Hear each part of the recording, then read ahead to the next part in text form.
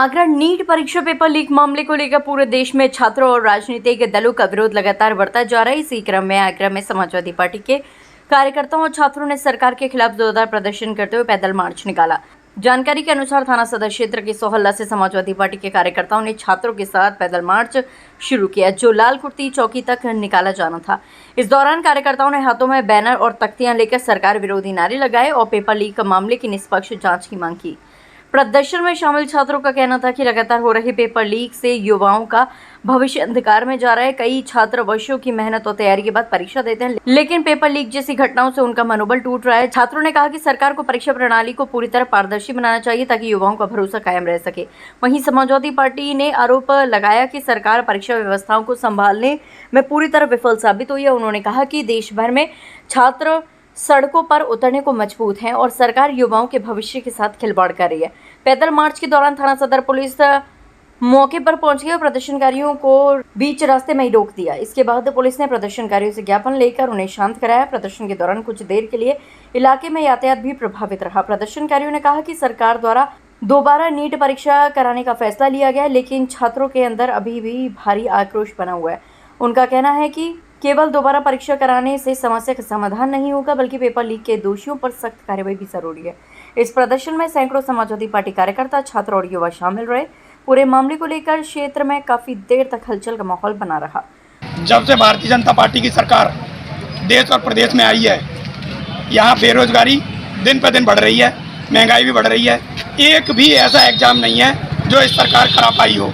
हजारों करोड़ों रुपए का फॉर्म भरवाने के नाम पर, उनका ट्रांसपोर्ट के नाम पर स्टूडेंटों से पैसा वसूल करती है सरकार। सरकार बिल्कुल डिक्टेटरशिप पे आ गई है और सिर्फ उगाही पे उतर आई है कि छात्रों से कैसे पैसा उगाया जा सकता है, ये उन्हें अच्छी तरीके से समझ चुकी है।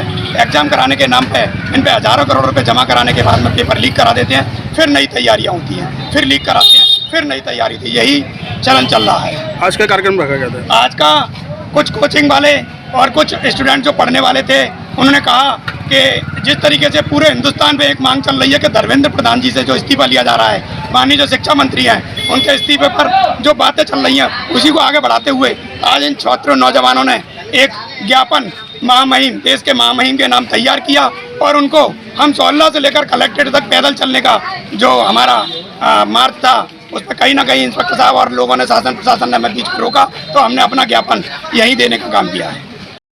कार्यक्रम से धरना प्रदर्शन देने का काम किया है। छात्रों ने नीट परीक्षा रद्द हो गई है, उसमें धर्मेंद्र प्रधान का इस्तीफा मांगा गया है।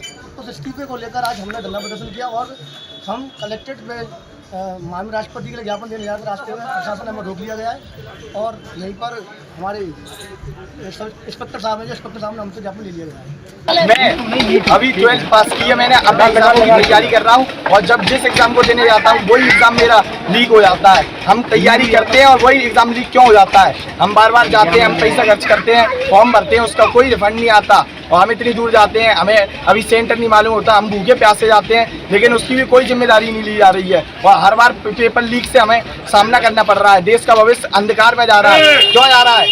इसका कौन जिम्मेदार है? हमें धर्मेंद्र प्रधान का इस्तीफा चाहिए, हमें अच्छा शिक्षा मंत्री चाहिए। शिक्षा मंत्री केवल वही हो जो पढ़ा लिखा हो और इस देश के महामहिम से हमारी पुकार है कि वो ये चीज़ देखें और हमारा भविष्य उन्हीं के हाथों में, वो हमें बढ़िया भविष्य देने की छोड़ती है। यह जो नीट का एग्जाम लीक हो रहा है, बार बार लीक हो रहा है, यह इसका जिम्मेदार धर्मेंद्र प्रधान जी हैं, जो कि हमारे देश के एजुकेशन मिनिस्टर हैं। अगर इतने बड़े लेवल का करप्शन होता है जिसमें 22,80,000 स्टूडेंट अफेक्टेड हैं, तो धर्मेंद्र प्रधान जी ने ही किया है, इसके वही जिम्मेदार हैं। और एनटीए जैसे सिस्टम को इन पैलेस लाया पहले और बार बार एनटीए का करप्शन पर पर्दा डाला है उन्होंने। अपनी जिम्मेदारियों से बार बार बचे हैं वो लोग और एक ऐसा ऑल्टरनेटिव प्राइवेट कोचिंग का सिस्टम क्रिएट किया है जिसके तहत ये पॉसिबल है। और इस करप्शन का लिंक आपको भारतीय जनता पार्टी के पास और धर्मेंद्र प्रधान जी के पास बखूबी मिल जाएगा।